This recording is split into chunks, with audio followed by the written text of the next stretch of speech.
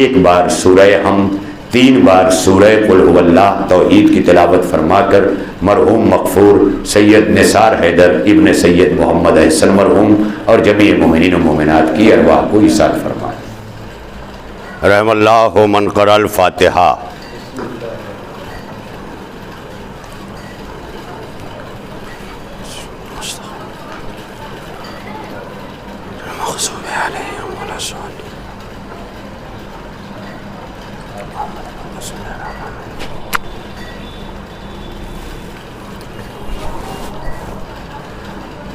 لا حول ولا قوة الا باللہ العلی العظیم۔ حسبنا اللہ ونعم الوکیل، نعم المولا ونعم النصیر۔ بسم اللہ الرحمن الرحیم۔ الحمد للہ الذی ہدانا لہذا وما كنا لنهتدی لولا ان ہدانا اللہ۔ لقد جاءت رسل ربنا بالحق، الصلاة والسلام علی رسول الثقلین، محبوب رب المغربین والمشرقین، جد الحسن والحسین،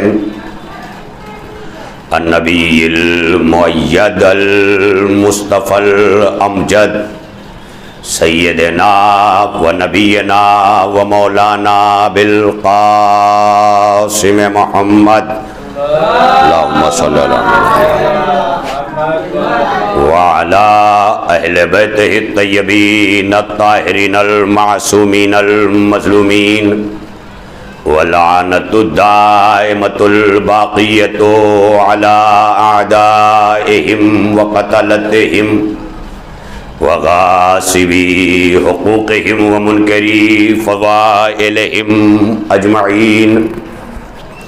اما بعد فقد قال اللہ فی کتابہ المجید وفرقان الحمید وقولہ الحق۔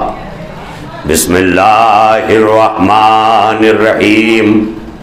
والعصر ان الانسان لفی خسر الا الذین آمنوا وعملوا الصالحات وتواصوا بالحق وتواصوا بالصبر۔ صلوات پر محمد۔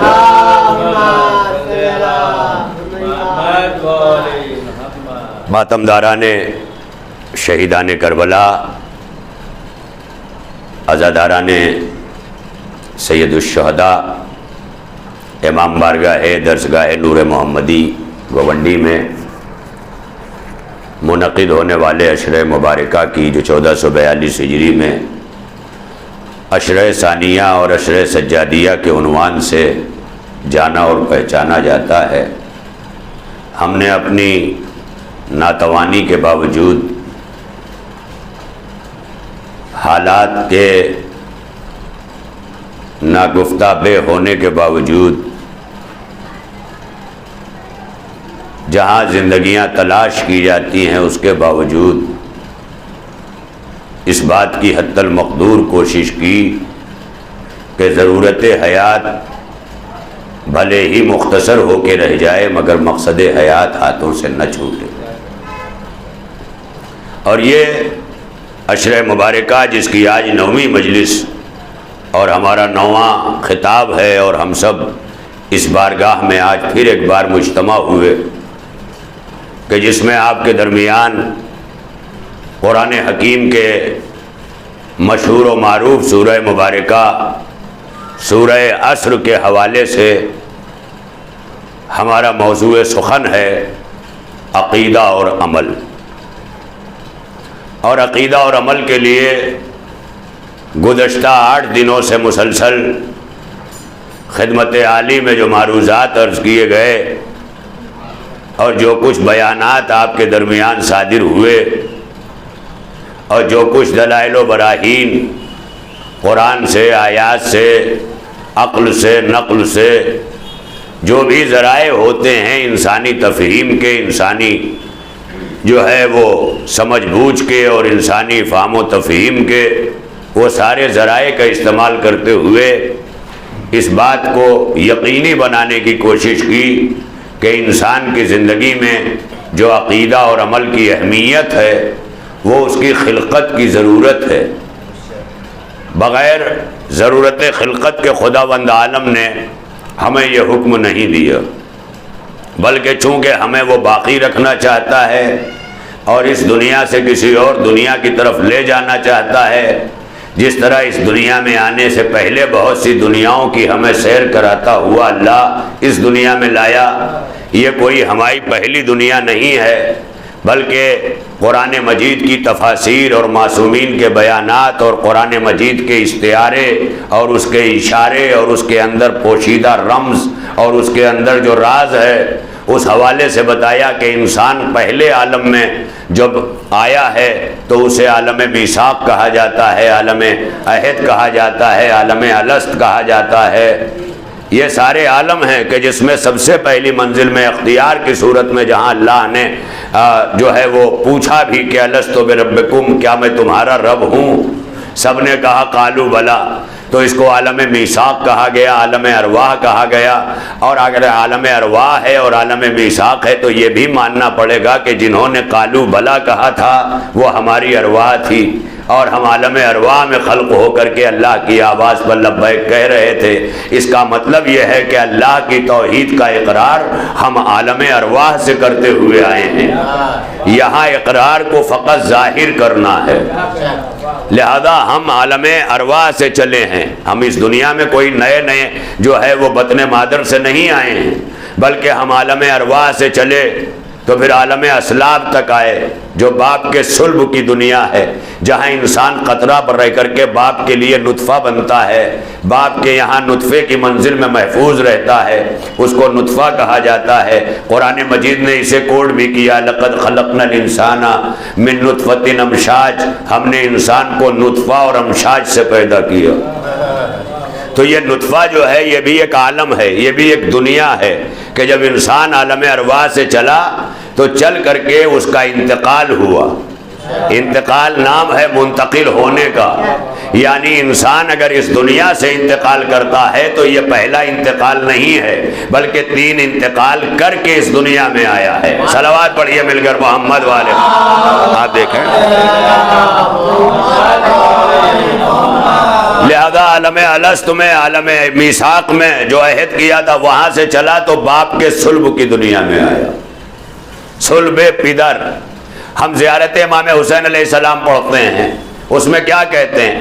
اشہد انک فی الاسلاب الشامخۃ والارحام المطہرہ نوراً، اشہد انک نوراً فی الاسلاب الشامخۃ والارحام المطہرہ، یعنی ہم گواہی دیتے ہیں زیارت امام حسین میں کہ اے آقا حسین، اے سید الشہداء حسین، اے مظلوم کربلا حسین، ہم گواہی دیتے ہیں اس بات کی کہ آپ کا نور اسلاب طاہرہ اور ارحام مطہرہ سے گزرا۔ یہ جو گواہی دے رہے ہیں کس بات کی؟ جانتے ہی نہیں ہو گواہی دے رہے ہیں۔ اس کا مطلب یہ ہے کہ زیارت پڑھنے کے لیے بھی کچھ نہ کچھ جاننا ضروری ہے۔ صلوات پڑھیے مل کر محمد والے اگر انسان اتنا نہیں جانتا کہ وہ پڑھنے والی زیارت میں کیا پڑھ رہا ہے تو اس کا جاننا کیا جاننا ہوا، یا اس کا پیدا ہونا کیا پیدا ہونا ہوا کہ ہم گواہی دیتے ہیں۔ تو اب وہ نور بھی امام حسین کا یا اہل بیت طیبین و طاہرین کا جو نور ہے وہ ہم گواہی دیتے ہیں نوراً فی الاسلاب الشامخہ۔ تو یہ جتنے انوار ہیں سب کے سب اسلاب شامخہ، یعنی اس صلب سے گزرے ہیں کہ جس صلب کی خدا قسم کھا لے، محترم اتنی ہو جائے ظاہر ہے گواہی دینے کی منزل، جیسے ہم گواہی دیتے ہیں اشہد ان لا الہ الا اللہ، ہم گواہی دیتے ہیں کہ اللہ ایک ہے، اس کے علاوہ کوئی معبود نہیں، اشہد ان محمد رسول اللہ، اسی طرح اشہد ان علی ولی اللہ۔ تو جیسے اشہد ان کہا نا تو یہ گواہی کے معنی میں ہے۔ ہم نے کہا اشہد ان کا نورن فی الاسلاب الشامخہ، ہم گواہی دیتے ہیں کہ آپ کا نور اسلاب شامخہ سے گزرا۔ یہ گواہی بھی اس بات کی دلیل ہے کہ اس پر ایمان رکھنا بھی عقیدہ ہے، یہ بھی عقیدہ ہے، یہ عقیدے سے خارج چیز نہیں ہے۔ یعنی امامت کو جو عقیدہ بنا کے رکھنے کو کہا گیا ہے، خالی امامت کو امام سمجھ کے نہ رکھنا، بلکہ امامت کی منزلت کو بھی سمجھنا کہ جب یہ دنیا میں امامت آئی ہے تو کیسے آئی ہے، کس طرح سے نور چلا، یہ ساری چیزیں جاننا ضروری ہیں۔ بہرحال میں وہاں اس وقت نہیں جاؤں گا کیونکہ میرا موضوع دوسری طرف ہو جائے گا، اور آج میری 9ویں مجلس ہے اور میں اپنے عقیدہ و عمل کی تکمیل یہاں کرنا چاہتا ہوں، لہذا بڑی تیزی کے ساتھ میں یہ گفتگو کرتا چلوں کہ ہم پہلا انتقال نہیں کر رہے اس دنیا سے۔ لوگ کہتے ہیں نا فلاں انتقال کر گئے، تو لفظ انتقال کے ایک معنی یہ بھی ہیں یعنی منتقل ہونا، یعنی ایک جگہ چھوڑی ہے کسی اور دنیا میں چلے گئے، اس کا نام ہے انتقال۔ تو اس کا مطلب انتقال نام فنا ہونے کا نہیں ہے، ایک دنیا چھوڑ کے دوسری دنیا میں پہنچ جانے کا نام انتقال ہے۔ تو ہم عالم ارواح میں بھی انتقال کر کے آئے، تب باپ کے صلب کی دنیا میں پہنچے، اور باپ کی صلب سے منتقل ہوئے، انتقال کیا تو ماں کے رحم کی دنیا میں پہنچے، یہ بھی دنیا ہے۔ پھر یہاں سے انتقال کیا تو اس دنیا میں آئے، بڑی توجہ رہے۔ جب ماں کے پیٹ سے انتقال کیا تو گہوارے کا جھولا ملا، اور جب اس دنیا سے انتقال کیا تو قبر کا جھولا ملا۔ صلوات پڑھیے مل کر محمد والے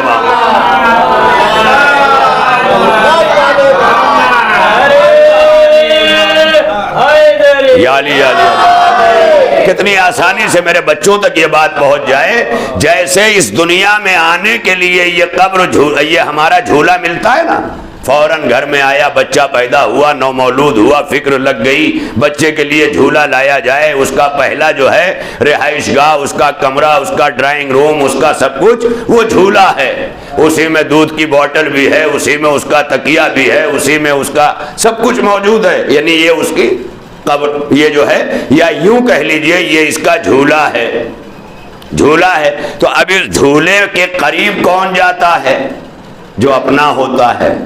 دادا آیا، دادی آئی، باپ آیا، ماں آئی، یعنی جھولے تک پہنچنے کا اختیار کس کا ہے؟ جس کا خون کا رشتہ ہے۔ اب سمجھ میں آیا، جب ہم اس دنیا میں آتے ہیں تو اس جھولے تک خون کا رشتہ پہنچتا ہے، اور جب قبر میں اتر کر اس دنیا میں پہنچتے ہیں تو پہلے وہ آتے ہیں جن سے ہماری روح کا رشتہ ہے۔ صلوات پڑھیے مل کر محمد والے، یہ ہے منزل۔ لہذا قبر ان کے لیے پریشانی کا سبب بن سکتی ہے جن کا آگے کوئی نہیں ہے۔ بھائی وہی ہے نا، بھائی اس دنیا میں آنے کے بعد وہی بچہ مجبور ہو سکتا ہے جس کا کوئی نہیں ہے۔ لوگ تڑپ کے کہتے ہیں آیا تو ہے لیکن کوئی نہیں ہے، ماں بھی نہیں ہے، باپ بھی نہیں ہے، یہ بھی نہیں ہے، تو لوگ اس پر کتنا رحم کھاتے ہیں، اور پھر طرح طرح کے سوال اٹھتے ہیں، جب کوئی نہیں تو آیا کیسے؟ بڑی توجہ رہے، یہ بھی ایک سوال اٹھتا ہے، یعنی کہیں نہ کہیں بدنامی کا بھی ڈر ہے۔ ہم محشر میں بھی دیکھیں گے جن کا کوئی نہیں تو آئے کیسے؟ صلوات پڑھیے مل کر محمد مولا سلامت رکھے۔ بڑی توجہ رہے اور باب کرم، یہ ہے منزل۔ حالانکہ ماشاءاللہ بہت سارے نوجوان ہمارے اس وقت فٹ پاتھ پہ کھڑے ہوئے ہیں، میں نے آتے ہوئے دیکھا ہے، اللہ جانے کس مصلحت کے تحت وہ نہیں آ رہے ہیں، اللہ جانے انہیں کون سی نفرت کھینچ کے باندھے ہے کہ محبت حسین نہیں کھینچ پا رہی ہے۔ اس کا مطلب کچھ مجبور ایسے بھی ہیں جن کے پیڑوں میں آپسی نفرت کی بیڑیاں اتنی سخت ہیں کہ محبت حسین بھی نہیں کاٹ پا رہی ہے۔ تو جن کے پیروں کی بیڑیاں محبت حسین کاٹ کے انہیں آزاد نہ کرا سکے، محبت حسین انہیں قبر میں کیا کام دے گی؟ صلوات پڑھیے مل کر محمد والے۔ وہ جو بھی ہوں یا علی، وہ جو بھی ہوں جیسے بھی ہوں، ہمارے اللہم صلی اللہ علیہ وسلم، ایک طرف ہم یہ چاہتے ہیں کہ ہمارا آقا ہمارا مولا کریم بنے، ہماری خطاؤں پر بھی ہمیں معاف کر دے، تو اگر اپنے مولا سے یہ امید ہے تو پہلے تم معاف کرنا سیکھو، ایک دوسرے کو معاملات کو معاف کرو اور ویسے معاف کرو اور کہو کہ ہمیں چونکہ مولا معاف کریں گے اس لیے ہم تمہیں معاف کر رہے ہیں۔ پہلے معاف کرنے کا ڈھنگ سیکھو۔ ابن ملجم والا کردار تو سبھی ادا کر لیں گے، علی والا کرو بھائی۔ غلطی پر یا غلطی نہ ہونے پہ بھی تلوار کھینچ کے مار دینا سب کو آتا ہے، لیکن قاتل کو شربت پلانا علی کو آتا ہے۔ صلوات پڑھیے مل کر محمد و آل محمد۔ یہ چھوٹی چھوٹی باتیں یہ تو سبھی کو آتی ہیں، کون نہیں جانتا، ایک بچہ بھی جانتا ہے۔ تو روٹھا جائے تو وہاں روٹھا جائے جہاں اپنا اختیار ہو، اور جہاں اختیاری نہیں وہاں۔ تو ارباب کرم ہم کتنی دنیا سے آئے؟ پہلا عالم عالم ذر، عالم میثاق اور عالم الست، تین نام ہیں، چار نام ہیں، عالم عہد بھی ہے۔ ہم جب ترجمہ کرتے ہیں میثاق کا تو اس کو عہد بھی کہتے ہیں۔ تو چار نام اس کے رکھے گئے، ایک عالم ہے عالم ارواح، عالم ذر، عالم عہد، عالم الست، یہ چار نام ہیں۔ وہاں سے منتقل ہوئے صلب پدر میں آئے۔ تھوڑا سنتے جاؤ بیٹا، صلب پدر میں آئے۔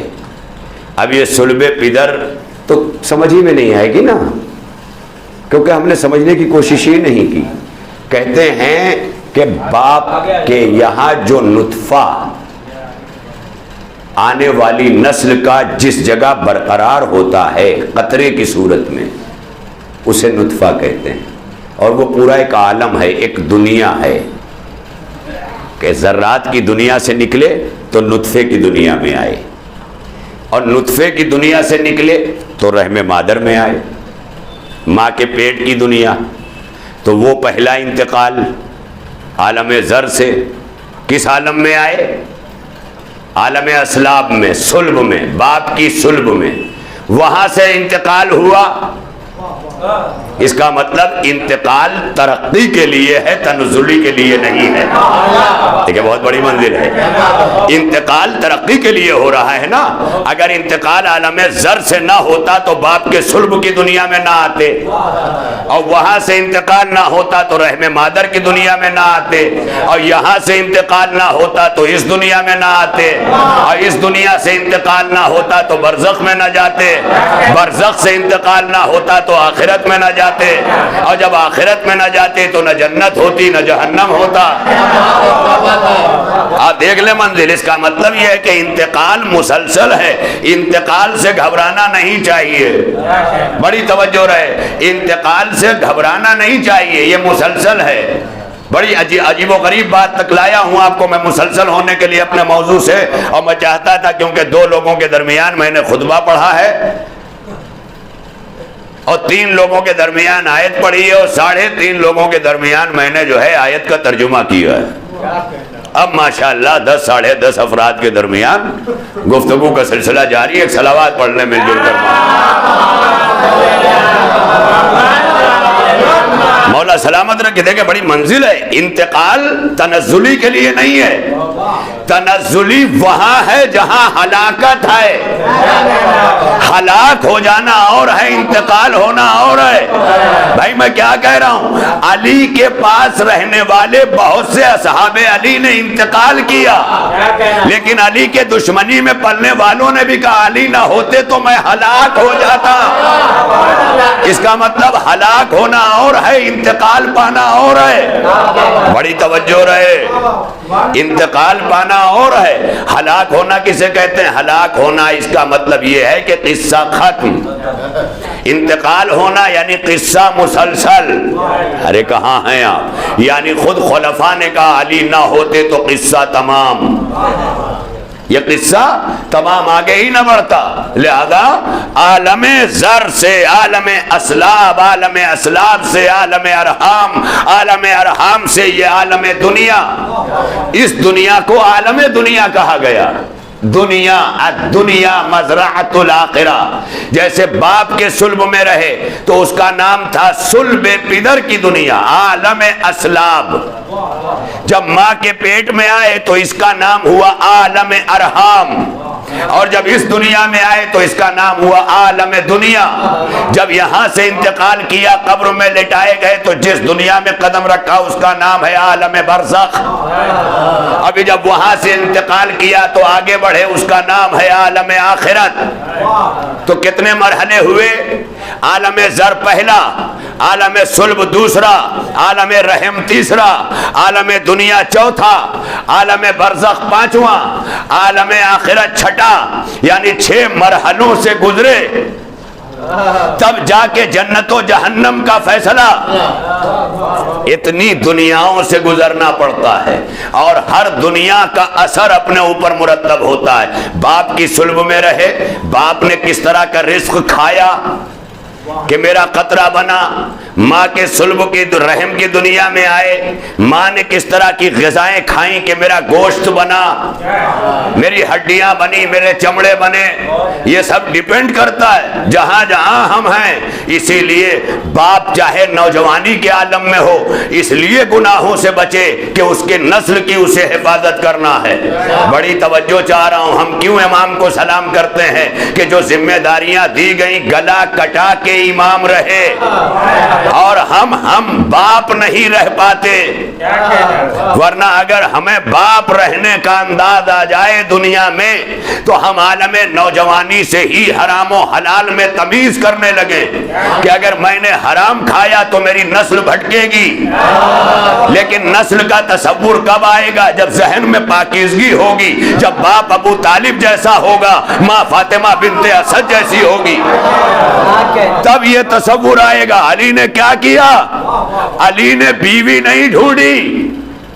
شہزادی کونین کے بعد جب شہزادی نے مولا علی سے کہا یا علی یا ابو الحسن میرے بعد آپ عقد کر لیجئے گا، یہ باقاعدہ مولا سے شہزادی نے گزارش کی.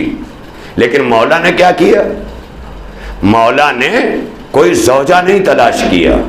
مولا نے اپنے ذہن میں ایک نقش بنایا اور اس نقش کو جب ابھرتا ہوا دیکھا تو اس کا نام عباس رکھ دیا. بڑی توجہ رہے. پہلے علی کے ذہن میں عباس آیا ہے. یہ علی کیا پیغام دینا چاہتے ہیں؟ یہی دینا چاہتے ہیں نا کہ پہلے اپنی نسلوں کا نقش اپنے ذہن پہ ابھارو، کیونکہ جیسی نسل چاہو گے ویسی ماں تلاش کرو گے. میں کیا کہہ رہا ہوں؟ اب آپ دیکھ لیں. اب یہاں پہلے تلاش اگر اچھی سی بیوی کی ہے تو ظاہر ہے اسی میں نوجوان کھو کے رہ جائے گا. لیکن اگر نوجوان زندگی کا مقصد اچھی بیوی پانا نہیں بلکہ اچھی نسل پانا سمجھتا ہے، اس لیے کہ کسان کا مقصد اچھی بیج پانا نہیں ہے. یہ الگ بات ہے کہ اچھی بیج ڈھونڈتا ہے، مگر کسان کا اصل مقصد اچھی کھیتی پانا ہے. تو ہمارا بھی اصل مقصد اچھی نسل پانا ہو. ارے کہاں ہیں آپ؟ یہی اسلام سکھا رہا ہے. پہلے اپنی نسل. یہی سوچ لو. کہیں ایسا تو نہیں کہ مجلس کے ٹائم باہر کھڑا رہے گا، ایسا نہیں چاہیے. وہاں باہر لڑائی تو نہیں لڑے گا چچا بابا ابا بوا پھپھو خالہ پہ، ایسا نہیں چاہیے. پہلے ریجیکٹ کرو. پہلے ذہن میں ایک صلوات پڑھنا مل جل کر محمد والے محمد. اور یہ امام باڑے سے اپنا غصہ نہ نکالا کریں لوگ. بڑے غصے والے ہیں تو وہاں نکالیں جہاں غصہ نکالا جاتا ہے.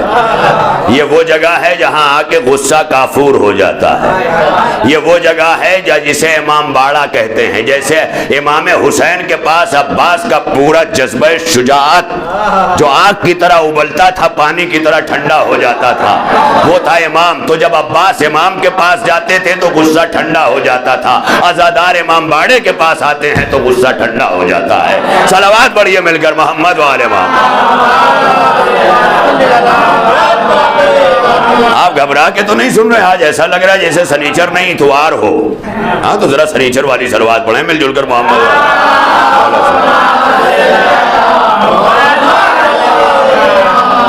اور بابے کرم یا علی یا علی اللہم صلی اللہ علیہ وسلم. تو مولا نے سب سے پہلے کیا ڈھونڈا؟ اپنے بھائی سے کہا عقیل میرے ذہن میں ایک نقش ابھرا ہے، میرا لال عباس، میں چاہتا ہوں ایسی ماں تلاش کرو۔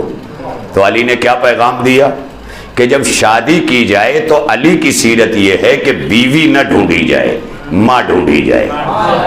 بھائی یہی آج کا پیغام ہے سب سے بڑا ہر نوجوان کے لیے، کہ بیوی نہ ڈھونڈے، کیونکہ بیوی چند دنوں کی بیوی ہوتی ہے۔ جب تک ایک بچہ نہ آ جائے، ماں نہ بن جائے، تب تک وہ بیوی ہے، بس بیٹھی بھی رہے گی، بھوکی بھی رہے گی، ابھی آئے نہیں۔ لیکن جیسے ہی ایک بچہ گود میں آیا، پتہ چلا بڑے اطمینان سے گود میں لیے بیٹھی ہے، اب گھر میں آئے تو دیکھ رہے ہیں منہ، کہا منہ کیا دیکھ رہے ہیں، جائیے کھانا نکالیے کھائیے۔ ہوتا ہے کہ نہیں ہوتا ہے؟ اور آپ بھی کچھ بول پاتے نہیں بول پاتے، گود میں بچہ دیکھتے ہیں، چپ چاپ جاتے ہیں اور کھانا نکالتے ہیں اور کھا لیتے ہیں۔ اب وہیں سے زندگی نے سمجھا دیا کہ اب تک بیوی تھی، اب ماں ہے۔ ارے میں کیا کہہ رہا ہوں؟ تو ہر نوجوان کو سوچنا چاہیے کہ سال 2 سال کی بیوی نہ لائے، زندگی بھر کی ماں لائے۔ بڑی توجہ رہے، ہے نا، ماں لائے، کیونکہ بیوی میں انسان کمی برداشت کر سکتا ہے، ماں میں نہیں کر سکتا۔ ابھی میں نوجوان ہوں، کوئی میری بیوی کے بارے میں، میری ماں کے بارے میں کوئی گفتگو کر دے تو تھوڑی دیر کے لیے بیوی کے لیے برداشت ہو جائے گا۔ لوگ محاورے میں بھی کہتے ہیں ارے بیوی کو تو کہا ہی تھا، ماں کو بھی کہہ دیا۔ اس کا مطلب یہ ہے کہ انسان ماں پر برداشت نہیں کرتا، یہاں برداشت کر لیتا۔ تو ماں ایک کانسیپٹ ہے، تو یہی تصور کریں کہ جو آ رہی ہے یہ میرے نسلوں کی ماں ہے، یہ میرے بچوں کی ماں ہے، اور جب ماں بن کے آئے گی تو اس کا کردار الگ ہوگا۔ یہ ماں بنا کے لے آئیے، یہ مولا نے کہا تھا۔ یہی وجہ ہے کہ حضرت ام البنین جن کا نام فاطمہ کلابیہ تھا، جب ان کو دروازے پر حسنین علیہ السلام نے ماں کہا تو کہا بچوں میں ماں بن کے نہیں، میں کنیز بن کے آئی ہوں۔ آپ دیکھ لیں منزل، یعنی ماں ہوں میں عباس کی، مگر شہزادوں آپ کی کنیز ہوں۔ اب سمجھ میں آیا کہ علی کے گھر میں کس طرح کی خاتون کو عزت اور احترام ملتا ہے، جو مقام زوجیت میں آئے اور کنیزی سے تعارف کرا جائے۔ میں کیا کہہ رہا ہوں؟ مقام زوجیت میں آئے اور کنیزی سے تعارف کرا جائے۔ یہ کمال عباس کا نہیں ہے کہ زندگی بھر آقا کہا، یہ کمال ام البنین کا ہے کہ زوجہ ہو کے کنیز کہا۔ صلوات پڑھیے مل کر محمد والے۔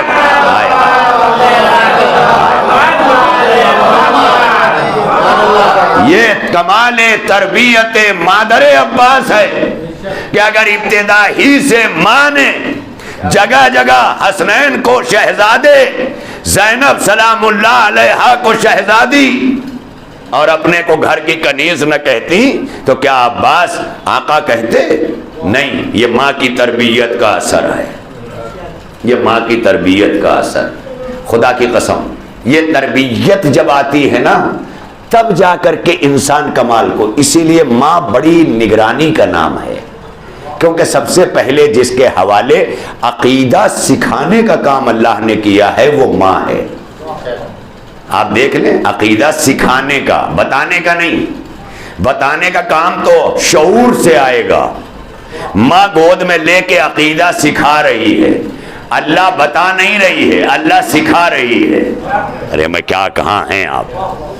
ماں جب گود میں اللہ بتاتی ہے تو بتا نہیں رہی ہوتی، سکھا رہی ہوتی ہے، کیونکہ وہ بچے کے جاننے کی عمر نہیں ہوتی، سیکھنے کی عمر ہوتی ہے، لہذا ماں سکھا رہی ہوتی ہے۔ جب ماں کی گود سے بچہ نکلتا ہے تب وہ جاننے کی عمر میں پہنچتا ہے، اور جب جاننے کی عمر دستک دینے لگتی ہے تب بچہ باپ کی انگلی پکڑتا ہے اور مدرسے چلا جاتا ہے، اسکول چلا جاتا ہے، اور وہاں سے دنیا طے کرتی ہے کہ اب اس کے جاننے کی عمر ہے۔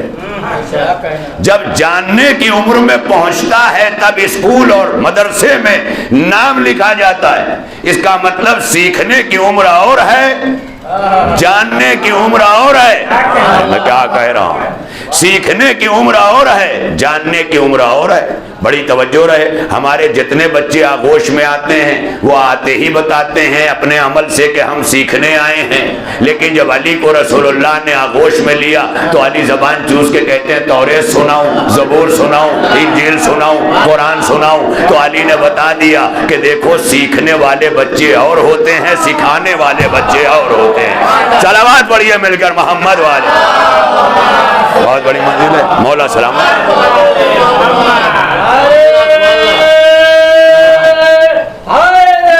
یا علی یا علی۔ ہر عمر کے بچے الگ الگ ہوتے ہیں، لیکن علی نے بتایا کہ ہماری خلقت کو اپنی خلقت سے نہ جوڑنا، کیونکہ سیکھنے وہ آتے ہیں جو جاہل آتے ہیں، اور سکھانے وہ آتے ہیں جو پڑھے لکھے آتے ہیں۔ اب آپ کہیں گے مولانا یہ آپ کہاں سے لے آئے؟ تو میں نہیں کہہ رہا ہوں، اللہ نے جیسے میں نے ہر چیز بتائی، والعصر، زمانہ گواہ ہے، ان الانسان لفی خسر، انسان گھاٹے میں ہے۔ میں نے بار بار روزانہ یہ آیت پڑھی ہے، انسان گھاٹے میں ہے۔ وہیں پر انسانوں کی بہت ساری کوالٹی میں نے آپ کی خدمت میں بتائی کہ انسان جو ہے وہ احسن تقویم بھی ہے، انسان اپنی خلقت میں جلد باز بھی ہے، انسان اپنی خلقت میں ایک جگہ انا عرضنا الامانۃ علی السماوات والارض والجبال فابین ان یحملنها واشفقن منها وحملها الانسان انه کان ظلوما جہولا۔ اللہ نے کہا کہ یہ انسان جو ہے یہ ظالم بھی تھا، یہ جاہل بھی تھا، یعنی اللہ نے ساری حقیقت بتائی۔ انسان جو گھاٹے میں ہے یہ ظالم بھی تھا، پروردگار اگر ظالم تھا تو اس کا ظلم کیسے دور ہو؟ کہا اسی لیے عدل عقیدہ بنایا کہ جیسے ہی عدل آئے گا ظلم چلا جائے گا۔ بڑی توجہ رہے، آئیے عقل کہہ رہی ہے کہ عدل کیوں ضروری ہے۔ اب اگر آج مسلمان کہتا ہے کہ شیعوں کے ہاں اصول دین 5 ہیں، اس میں عدل کیوں ہے، تو ہمیں بتانے کی زیادہ ضرورت نہیں پڑے گی، ہم قرآن کی طرف دکھا دیں گے کہ پہلے یہ بتاؤ تم میں ظلم کیوں ہے۔ تم میں ظلم ہے، اگر تم میں ظلم ہے تو اسی ظلم کو نکالنے کے لیے تو عقیدے کی بنیاد رکھوائی، اور عقیدے میں عدل رکھا کہ جب توحید آئے گی تو کفر چلا جائے گا، عدل آئے گا تو ظلم چلا جائے گا، رسالت آئے گی تو شرک چلا جائے گا، امامت آئے گی تو نفاق چلا جائے گا، اور قیامت آئے گی تو شک دور ہو جائے گا۔ ارے میں کیا کہہ رہا ہوں، میں آگے اپنی منزل تک۔ یہ 5 چیزیں ہیں، یہ 5 چیزیں کس لیے؟ اللہ نے انسان کا تعارف، مانو کا پرچے، اور انسان جو ہے وہ ہیومن انٹروڈکشن کرتا ہوا اللہ کہہ رہا ہے کہ ہم نے انسان کو ظالم بھی پیدا کیا، جاہل بھی پیدا کیا، ظالم پیدا کیا، تو کہا اب عدل کو عقیدہ بناؤ تاکہ تمہارے اندر سے ظلم کا کیچڑ نکلے اور عدل کی بنیاد بیٹھ جائے۔ اب یہ چلا جائے گا، ظلم چلا جائے گا، عدل آ جائے گا، ظلم چلا جائے گا، ہے نا۔ توحید آئی، کفر چلا گیا، توحید آئے گی تو کفر جائے گا، کفر یوں نہیں جائے گا، توحید آئے گی تو کفر جائے گا، توحید آئے گی تو کفر جائے گا۔ علی کعبے میں آئے گا تو بت گریں گے۔ ارے کہاں ہیں آپ، میری نہیں سمجھ میں آیا۔ اس کا مطلب یہ ہے کہ اللہ کہہ رہا ہے توحید آئی تو کفر جائے گا، تو اب توحید کے مظہر کا نام علی نہ ہوتا تو بت سجدہ نہ کرتے۔ بھائی صلوات پڑھنے مل کر محمد والے، ہائے ہائے ہائے، مولا سلامت۔ آپ دیکھ لیں منزل۔ لہذا اللہ نے عقیدہ جو ہمارے لیے بھیجا وہ ہماری خلقت کی کمیوں کو دور کرنے کے لیے کہ ہم میں ظلم بھی ہے، ہم میں جہل بھی ہے۔ ظلم تھا، کہا عدل کو عقیدہ بناؤ۔ ہم میں جہالت تھی، کہا اقرا باسم ربک الذی خلق، پڑھو اپنے رب کے نام سے پڑھو۔ پیغمبر نے کہا طلب العلم فریضہ، علم کا طلب کرنا واجب۔ اس کا مطلب اگر خلقت میں جہالت نہ ہوتی تو علم حاصل کرنے کا حکم نہ ہوتا۔ جب علم حاصل کرنے کا حکم آیا تو کس طرح آیا؟ مولا فرماتے ہیں اطلب العلم من المہد الی اللحد۔ دیکھیں کیا اس وقت ترجمہ ہو رہا ہے، من المہد الی اللحد، وہ گہوارہ یہ قبر، من المہد الی اللحد۔ بھئی تاریخ میں جو حدیث ہے نا، حدیث تھوڑا اس پر تھوڑا سا پوسٹ مارٹم کیجئے نا میرے ساتھ، بڑا اچھا لگے گا۔ علمی باتیں کریں ہم لوگ تو اچھا بھی لگے، کٹ حجتی اور جہالت نہیں کرنا چاہیے۔ اب ہم یہ بات کریں من المہد یعنی علم گہوارے سے دینا ہے، یہ کون کہہ رہا ہے؟ اسلام۔ کیا کہہ رہا ہے؟ گہوارے سے۔ گہوارہ یعنی جھولا، علم جھولے سے دینا ہے۔ دنیا کی آج تعلیمی پالیسی بنانے والی جتنی بھی ایجنسیاں ہیں پوری دنیا میں ورلڈ وائڈ، آپ کہیں گھوم کے چلے آئیں، آپ کو کے جی، آپ کو نرسری، آپ کو پرائمری، آپ کو ہر درجے کا سنو سال کے حساب سے تعلیم گاہ ملے گی، ہر درجے کی مل جائے گی، کے جی سے شروع ہوگی۔ تو کے جی میں جانے والا بچہ کس عمر کا ہوتا ہے؟ آج کے اس دور میں کم سے کم 3 برس کا۔ تو دنیا 3 برس سے پہلے ہمارے ذہن و دل و ضمیر کو کھلا ہوا نہیں سمجھتی، کیونکہ دنیا نے تلاش کیا ہے اور اللہ نے پیدا کیا ہے۔ ارے میں کیا کہہ رہا ہوں؟ دنیا تلاش کرنے والی ہے، دنیا بنانے والی نہیں ہے۔ اور جو بنانے والا ہے وہ کیا کہہ رہا ہے؟ اطلب العلم من المہد الی اللحد۔ ہائے ہائے کہاں ہیں آپ؟ علم حاصل کرو گہوارے سے قبر تک، قبر تک۔ اور یہ بھی ہے گہوارے سے۔ اب میں سوچتا رہا کہ جب اتنا حکم ہے تو مسلمان اتنا چلاتا جو ہے وہ گہوارے میں تعلیم کا انتظام کیوں نہیں کرتا؟ تو اب حکماء نے، پڑھے لکھوں نے آواز دی کہ مولانا کیا آپ نے کسی نومولود کے پیدا ہونے پہ کبھی اذان نہیں دی؟ میں نے کہا ہاں دی۔ کہا یہ اذان نہیں ہے، یہ اس کی پہلی پڑھائی ہے۔ ہائے ہائے، یہ اس کی پہلی پڑھائی ہے۔ اچھا پہلی پڑھائی سب کے یہاں ہے گہوارے سے، لیکن یہ صرف ہم اکیلے ہیں کہ قبر میں لٹا کے بھی پڑھاتے ہیں تاکہ من المہد الی اللحد دونوں شامل ہو جائے۔ صلوات پڑھیے مل کر محمد والے۔ اب ایک اور جملہ کہنا چاہتا ہوں، ابھی تھوڑی دیر پہلے میں نے کہا تھا کہ جب اس دنیا میں آئے تو اس دنیا کا جھولا گہوارہ ہے، اور جب اس دنیا میں جانے لگے تو اس دنیا کا جھولا قبر ہے۔ یہ یہاں کا جھولا وہ وہاں کا جھولا، یہ یہاں کا جھولا وہ وہاں کا جھولا۔ یعنی جو ہم نے گہوارے میں اذان سنی تھی یہ اس دنیا میں کام آئی، اور جو اس گہوارے میں تلقین سنی وہ اس دنیا میں کام آئی۔ ہائے ہائے ہائے ہائے، صلوات پڑھیے مل کر محمد مولا سلامت رکھے۔ یہ کس سے بہتر ہے؟ یاری آپ دیکھیں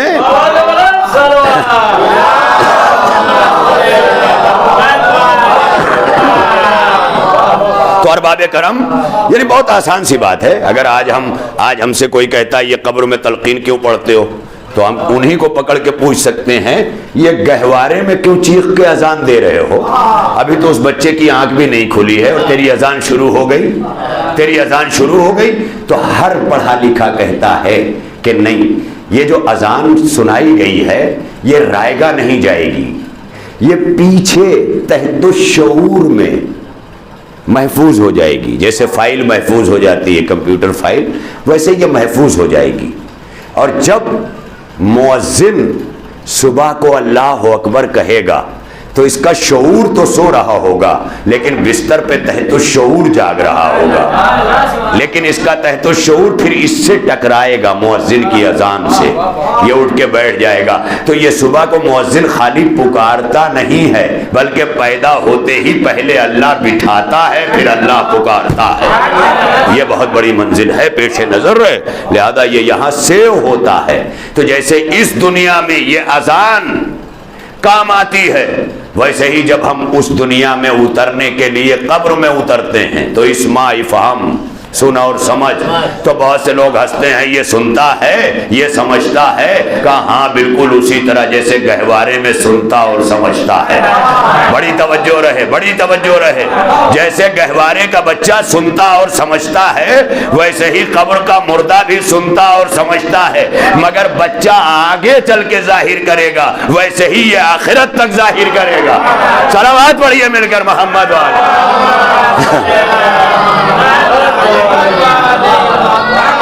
اللہ بڑی توجہ رہے ارباب کرم، ماشاءاللہ سارے باہر کے لوگ ہیں، یہاں گوتم نگر کے تو نوجوان دکھائی نہیں پڑ رہے ہیں، ایسا لگتا ہے جیسے یہاں کے سارے نوجوان کہیں اور چلے گئے ہیں ماشاءاللہ۔ تو بہرحال اتنا یہ بات کہنا بھی ضروری ہے، چاہے یہاں والے ناراض ہو جائیں اگلے سال، کیونکہ حق بات کہنے سے اگر کوئی ناراض ہوتا ہے تو اس کی ناراضگی تو بہرحال اللہ کے لیے لینا ہی پڑے گی، جواب دے تو بہرحال ہونا ہے۔ تو آج میں یہ کس طرح سے کیا کروں، اس لیے کہ میں جس طرح کے ایک موضوع کو مسلسل آپ کی خدمت عالی میں پیش کر رہا تھا، وہاں اس مرحلہ فکر تک آیا کہ عقیدے کا تحفظ لازم ہے، اس عقیدے میں توحید ہے، میں نے یہ بھی کہا توحید ہے، یہ بھی کہا عدل ہے۔ عدل کیوں رکھا؟ کیونکہ تمہاری خلقت کا ظلم بتایا کہ تمہاری خلقت میں ظلم ہے، اگر عدل نہیں رکھو گے تو تم سے ظلم ظاہر ہوگا۔ اب اگر کہیں کوئی ظالم ظلم کر رہا ہے تو یہ دلیل ہے کہ اس کے اندر عدل کی بنیاد مضبوط نہیں ہے۔ میں کیا کہہ رہا ہوں؟ اب دنیا کہتی ہے بہت سارے ظلم تو مسلمان کرتے ہیں، تو جس کی بنیاد سقیفہ میں رکھی گئی ہوگی وہاں ظلم ہوگا، اور جس کی بنیاد غدیر میں رکھی ہوگی وہاں عدل ہوگا۔ صلوات پڑھیے مل کر محمد والے اس سے آسان میں کہاں سے لا کے کروں، کیونکہ عدل کا جو ہے وہ نوشاہ غدیر مولائے غدیر، انہوں نے جو عدل کا بول بالا کیا، میں نے کل بھی عرض کیا پرسوں بھی عرض کیا کہ مولا نے کس طرح عدل کی راہوں کو جو ہے روشن کیا اپنے عمل کے ذریعے، کہ خود مسلمان جو ہے وہ انصاف کے لیے علی کے دروازے پر، خود خلفائے مسلمین علی کے دروازے پر اپنے اپنے مقدمات بھیج رہے ہیں، جہاں پہ خود ناکام ہو رہے ہیں وہاں بھیج رہے ہیں، وہ بھی خوشی سے نہیں بھیج رہے ہیں۔ بات ہوتی تھی اپنی عزت کی اور نام لیتے تھے اسلام کی عزت کا، مگر آل محمد خوش ہوتے تھے عزت تمہاری خطرے میں ہے، نام اسلام کا لیتے ہو۔ تو آج یہ کوئی نیا نہیں ہے، 1400 برس پہلے سے مسلمان یہی کر رہا ہے، جان خود کی خطرے میں ہوتی ہے اور خطرے میں اسلام کو بتاتا ہے۔ اسلام خطرے میں نہیں ہوتا، کیونکہ اسلام جب خطرے میں ہوتا ہے تو خدا زمانے کو حسین دے دیتا ہے۔ اسلام خطرے میں نہیں ہے، مسلمان دیکھے کہ وہ کیوں خطرے میں ہے۔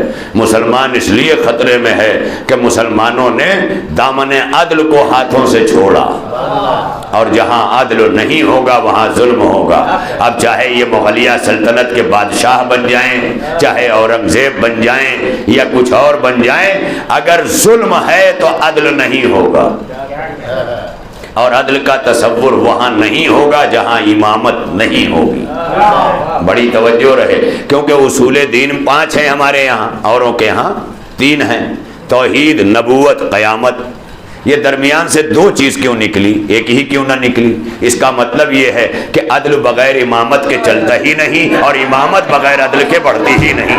صلوات پڑھیے مل کر محمد والے محمد۔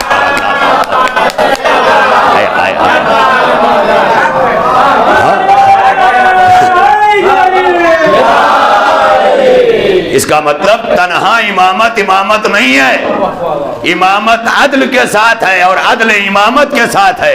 جیسے رسول اللہ نے کہا تھا العلی و مال حق والحق و مال علی، علی حق کے ساتھ ہے، حق علی کے ساتھ ہے۔ اب سورہ میں کیا کہا گیا؟ وَتَوَاصَوْا بِالْحَقِّ۔ عقیدہ و ایمان والے وہ ہیں جو حق کی وصیت کرتے ہیں۔ حق کی وصیت کرنے والا کون ہے؟ ایمان والا۔ اب سمجھ میں آیا کہ نبی نے کیوں کہا تھا علی حق کے ساتھ، حق علی کے ساتھ؟ ہائے کہاں ہیں آپ؟ تاکہ یہ بات واضح ہو جائے کہ حق کسے کہتے ہیں۔ حق عمل کا نام نہیں ہے، عقیدے کا نام ہے۔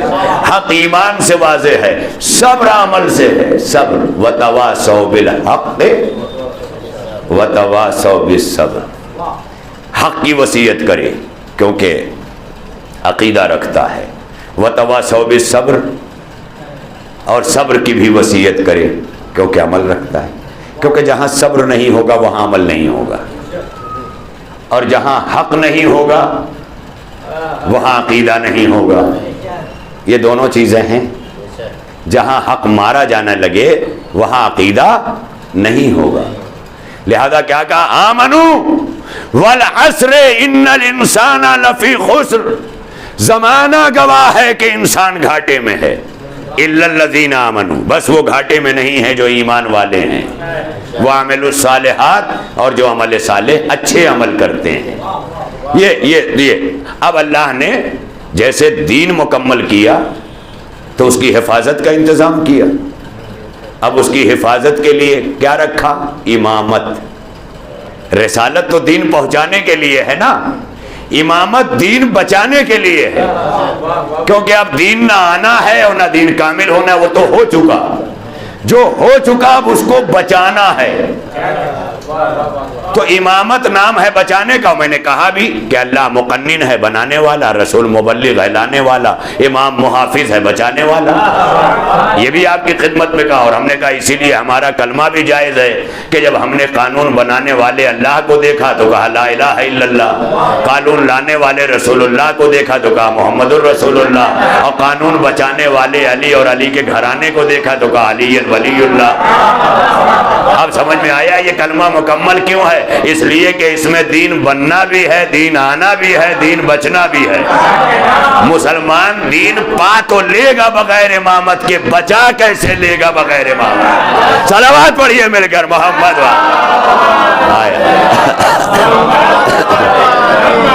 بچا نہیں سکتا۔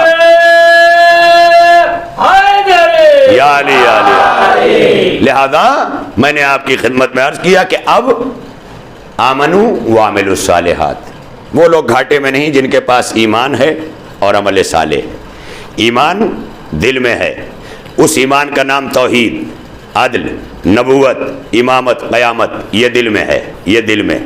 اب ان 5 چیزوں سے جو چیز پھوٹے گی وہ شاخ بنے گی، اور اللہ نے اسی کا نام شریعت رکھ دیا۔ ہائے ہائے ہائے، شریعت رکھا۔ اب وہ شریعت کس پہ آئی؟ ہاتھ پہ، پاؤں پہ، سر پہ، آنکھ پہ۔ آنکھ سے کہا یہ دیکھو یہ نہ دیکھو، کان سے کہا یہ سنو یہ نہ سنو، زبان سے کہا یہ چکھو یہ نہ چکھو، ہاتھ سے کہا یہ چھوؤ یہ نہ چھوؤ، سر سے کہا سجدہ کرو، پیٹ سے کہا بھوکے رہو، ہے نا؟ کتنا ساری شریعت وجود پہ ہے۔ اب اس وجود پہ دیکھیں آپ، جو ایمان تھا آمنو، اس کی تعبیر حق سے کروائی کہ اگر کسی کا ایمان ثابت کرنا ہے نا، دیکھنا ہے تو یہ دیکھو کہ وہ حق کی تعصی کتنی کر رہا ہے، حق مار رہا ہے یا حق دے رہا ہے، حق لے رہا ہے یا حق کھا رہا ہے، بھائی اسی سے اندازہ کر لو، اسی سے اندازہ ہوگا حق کی بنیاد پر۔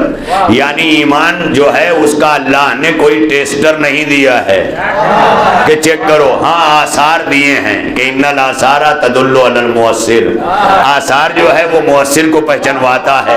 تو اب آثار سے پہچاننا ہے تو دیکھو، اگر حق ظاہر ہے، حق ظاہر ہے تو ایمان ہے، حق ظاہر ہے تو ایمان ہے، حق ظاہر ہے تو ایمان ہے۔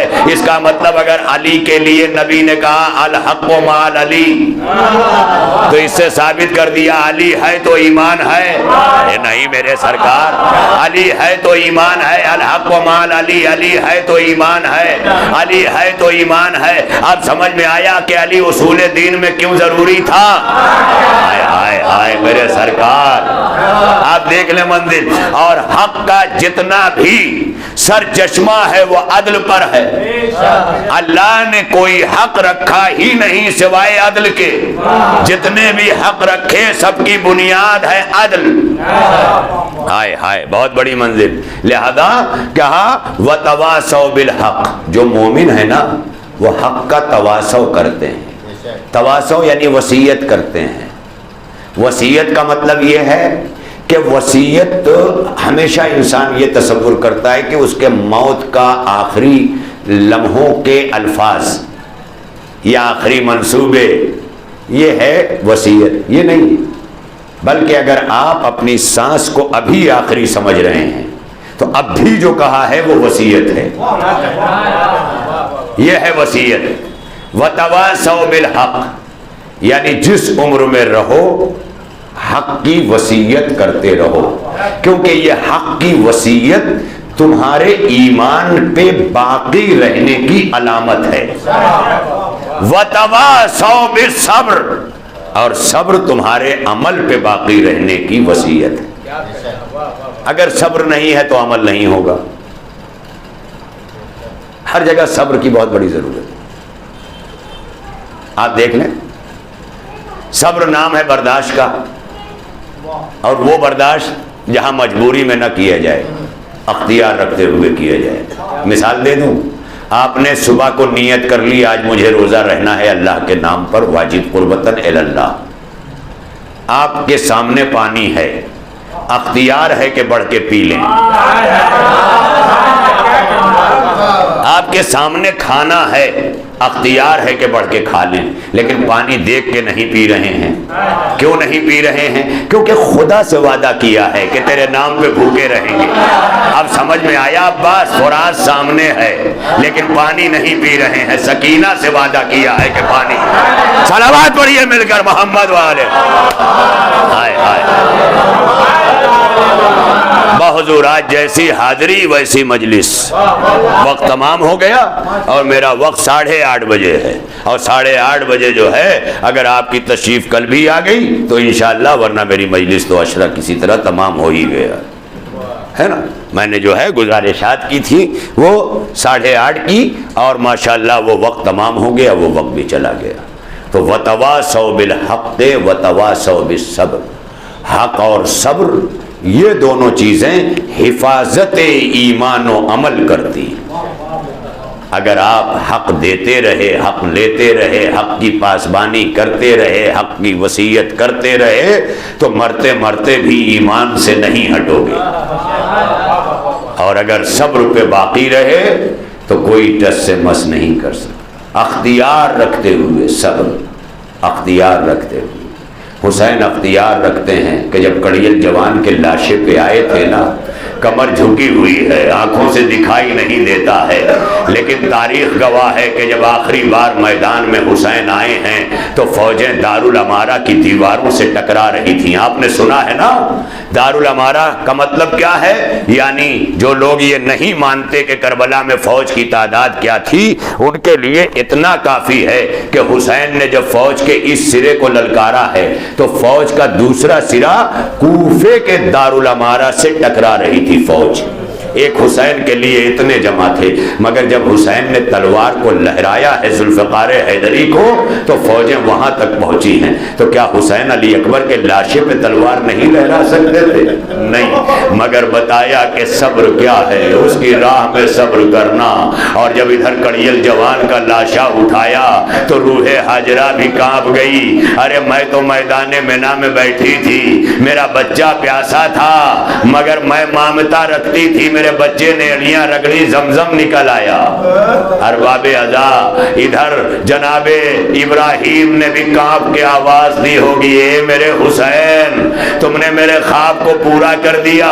میں نے تو اپنے بیٹے کے گلے پہ چھری چلانے کے لیے آنکھوں پہ پٹی باندھی تھی، لیکن میرے حسین تو نے اپنے کڑیل جوان کے کلیجے سے برچھی کا پھل نکالا ہے۔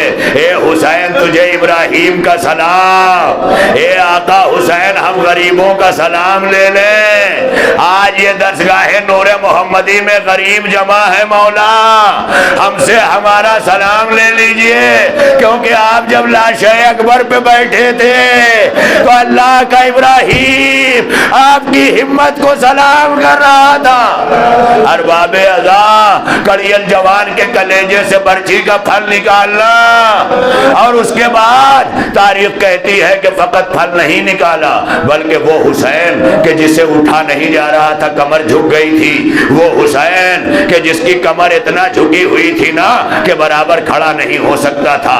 اب آپ یہ بھی سنتے ہیں کہ وہ حسین کڑیل جوان کا لاشا لے کر کے نکلا ہے مقتل سے۔ کبھی سوچا کہ کیسے نکلا ہوگا؟ میں نے بہت سوچنا چاہا کہ اے آقا جب کمر عباس کے جانے سے جھک گئی تھی تو بھی جھکی ہوئی ٹوٹی کمر کے ساتھ کڑیل جوان کا لاشا کیسے اٹھایا. تاریخ نے عجیب منظر بتایا. اب آپ رو لیں گے انشاءاللہ.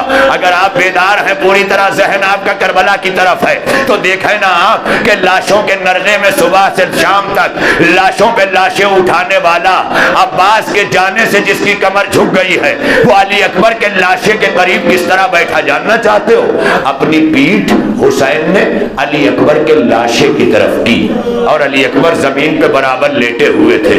پھر دھیرے دھیرے اپنی پیٹھ پر علی اکبر کو حسین نے رکھنا شروع کیا. کچھ ساتھ علی اکبر نے دیا. پیٹھ پر جب رکھ لیا نا تو اب دونوں ہاتھ حسین کا گھٹنوں پہ آ گیا. جیسے نمازی رکوع میں ہوتا ہے اس طرح رکوع کے عالم میں میرا حسین کربلا کے میدان میں چل رہا تھا. پیٹھ پر علی اکبر رکھا تھا. ارے جب نہ چلا گیا تو ایک بار کمر کو تھاما, در خیمہ کی طرف دیکھا, کہا بنی ہاشم کے بچوں آؤ. ارے بچوں سے پہلے وہ بہن در خیمہ پر جس نے علی اکبر کو 18 برس پالا تھا, زینب نے آواز دی, اے بھیا میں گودی میں اٹھا لوں گی, میں نے اسے پالا ہے. اے بھیا تیری غربت پہ بہن نثار, اے بھیا تیری غربت پہ بہن قربا.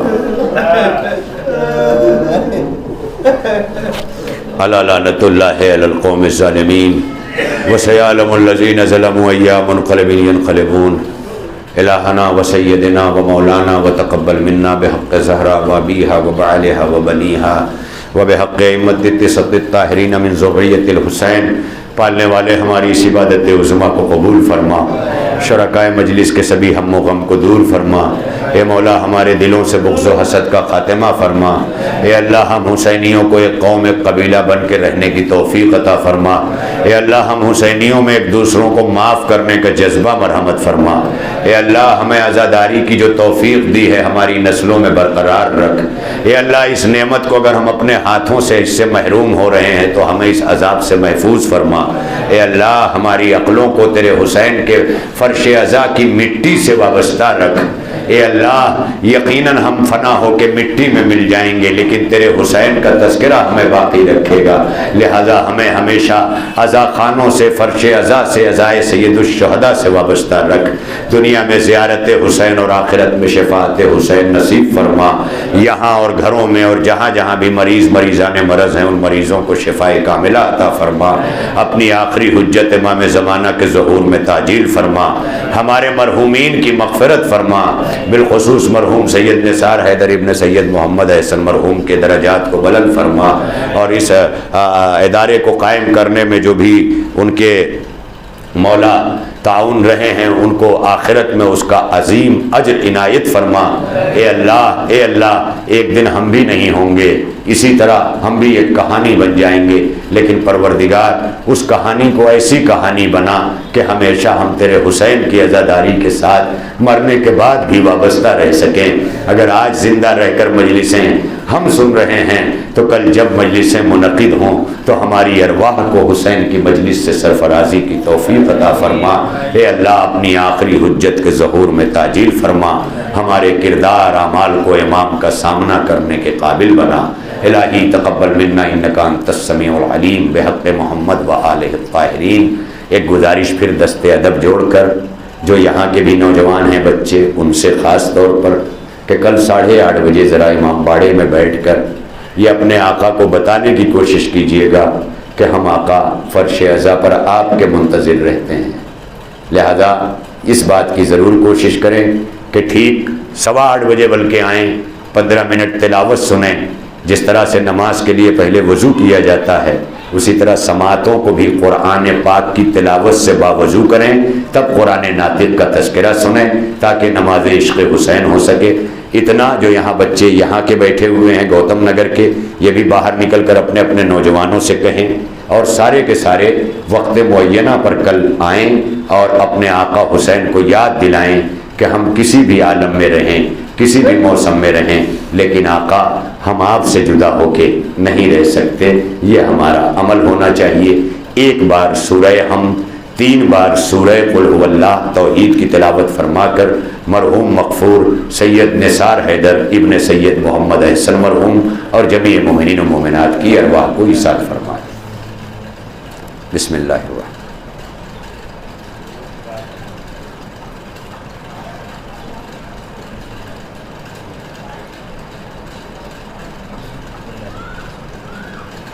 بسم اللہ الرحمن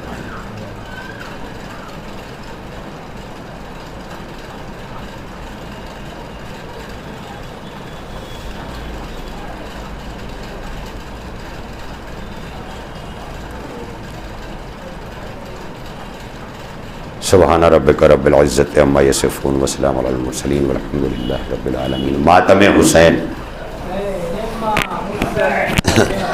Say it, Ma, Mustang.